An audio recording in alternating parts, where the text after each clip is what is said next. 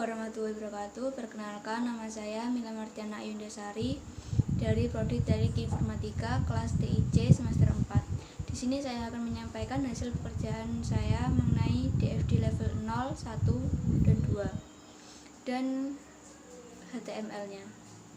Di level 0, 1, dan 2.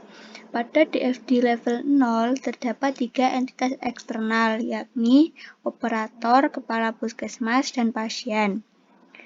Di sini yang diproses adalah sistem informasi pasien rawat inap. Jadi, operator menginput data pasien dan menerima data pasien. Pasien menerima rincian biaya dan kepala puskesmas mendapatkan laporan pasien masuk, laporan pasien keluar, dan laporan biaya. DFD level 1, ini ada entitas eksternal, operator, kepala puskesmas, dan pasien. Di sini operator melakukan login, kemudian mendapatkan ID valid. Operator dapat menambahkan user, kemudian akan disimpan. Operator menginput biaya pelayanan. Biaya pelayanan tersebut nanti akan disimpan.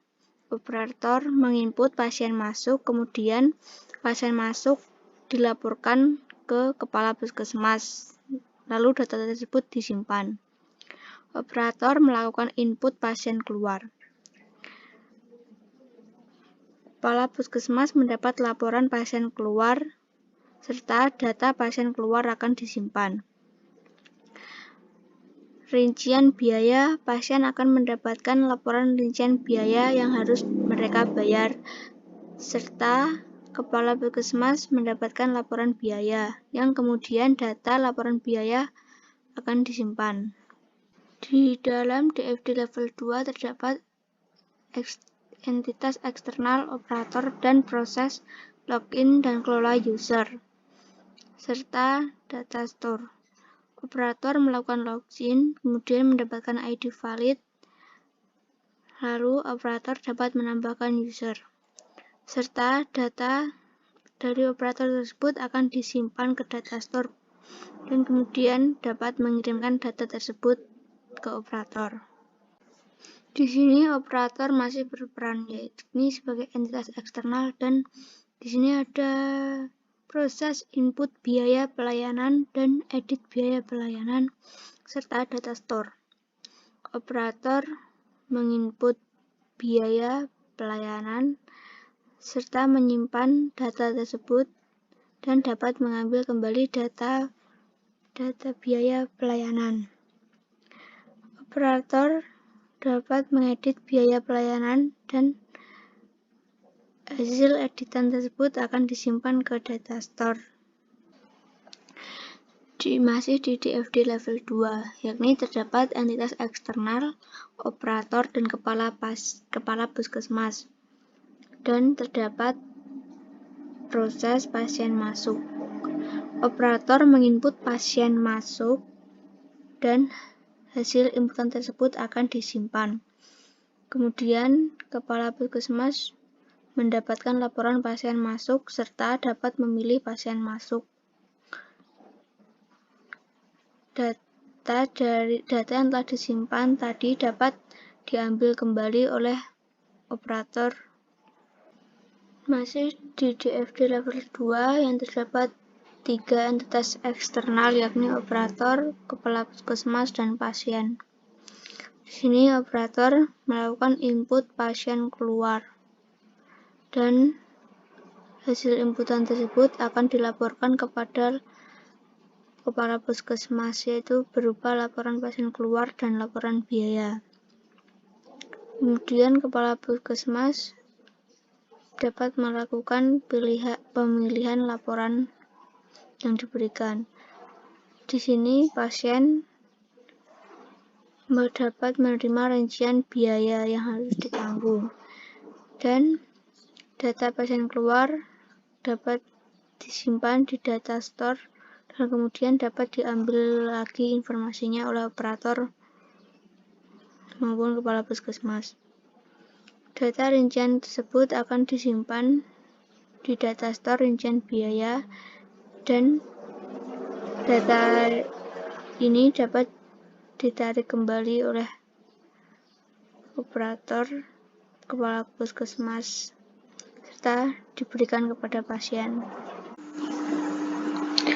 Dalam membuat HTML di sini terdapat file index HTML, about HTML, service HTML, kontak HTML, dan style CSS. Ini terdapat judul, di mana judul ini diisi administrasi puskesmas sebagai halaman web, dan di sini dilinkkan ke file CSS. Di dalam body terdapat kelas medsos, div kelas container, dan ini uli ini untuk mengurutkan letak dari kelas media sosial Facebook, YouTube, dan Twitter.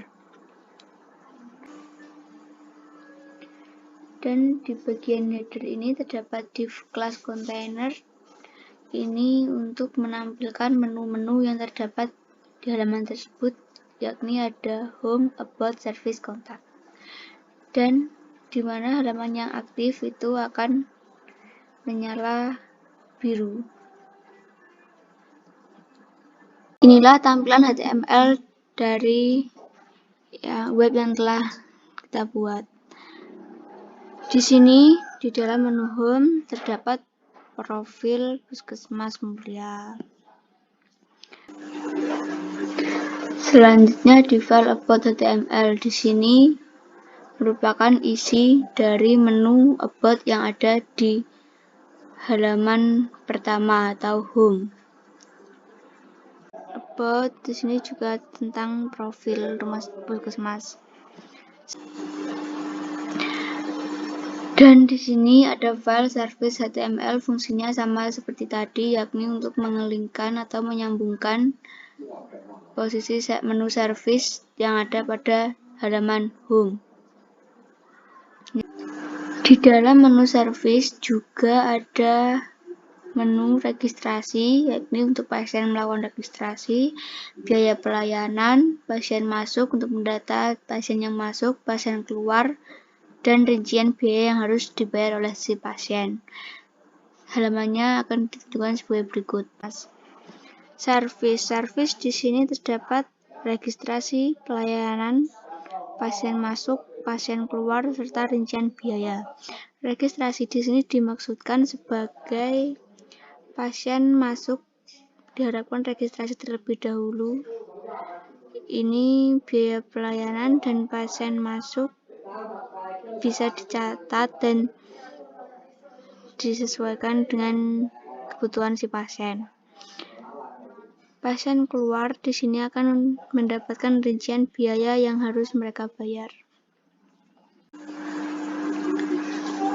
Dan di file kontak HTML ini termasuk file yang dapat diakses melalui tampilan home.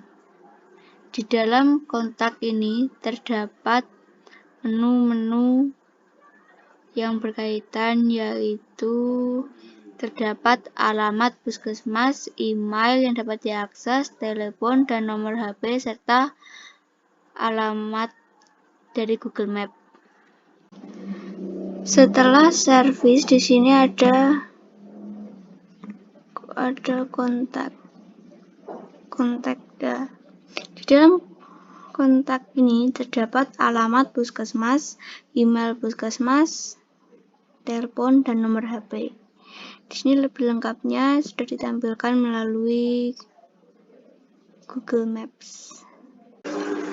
Style CSS di sini berfungsi sebagai mengatur letak dan mendekorasi sedemikian rupa tampilan web sesuai yang kita inginkan. Sekian dari penjelasan hasil tugas yang dapat saya sampaikan, dan terima kasih.